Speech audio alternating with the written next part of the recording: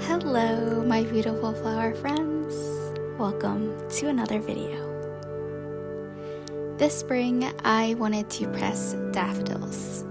There's something about a flower that only shows up once a year that makes you want to hold it just a little longer than its season usually allows. So, pressing the daffodil felt like the obvious answer. I didn't expect it to be complicated, and it was.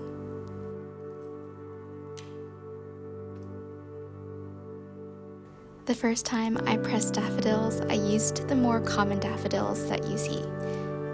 It has a trumpet with a few petals surrounding it, and I assumed they'd be just a little tricky with figuring out how to lay them flat, but I also assumed it would be easy.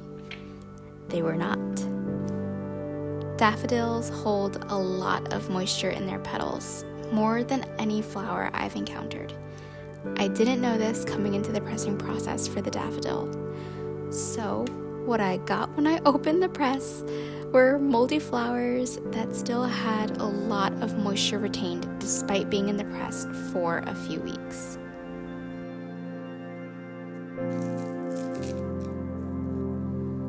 So, I tried again. I separated the flower head from the stem, and I got a similar moldy result.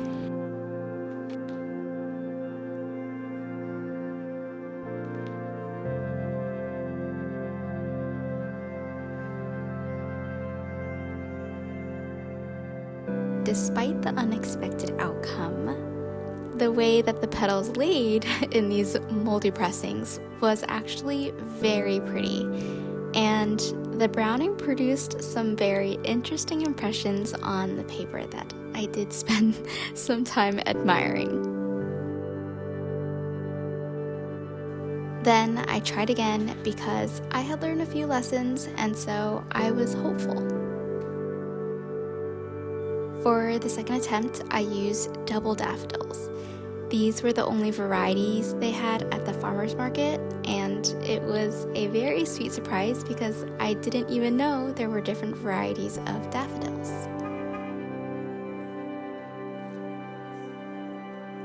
Since this was my second attempt, I knew pressing the flower whole wouldn't give me the result I wanted, so I had to press petal by petal and later on reconstruct the flower.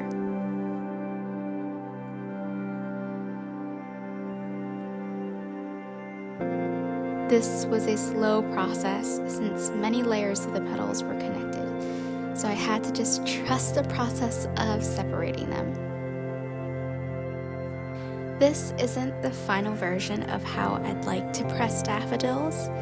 I would like to move away from taking flowers apart petal by petal because I feel like I lose so much integrity of the flower when it comes time to reconstruct it.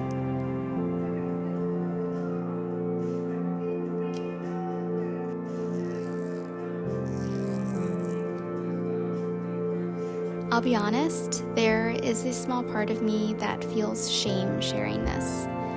My focus on this channel is pressed flowers, and I feel like it's supposed to be the thing that I know.